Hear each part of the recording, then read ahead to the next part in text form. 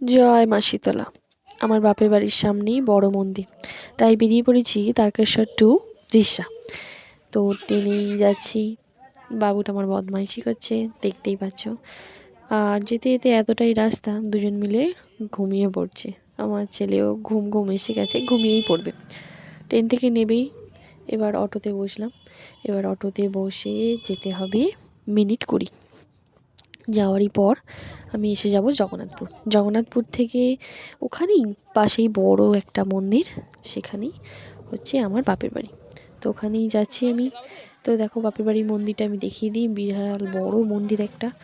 তো সবাই পুজো দিচ্ছে, আমার দিদিদের তো পুজো দেওয়া হয়ে গেছে, আর কাল নয় আমি পুজো দেবো। দেখতেই পাচ্ছ প্রচুর লাইন হয়, এখন তো আপাতত লাইন কম আছে, কিন্তু একটু যত বেলা হবে তখন আরও লাইন হয়ে যাবে। তো তোমাদের মন্দিরটা সব ঘুরিয়ে দেখালাম।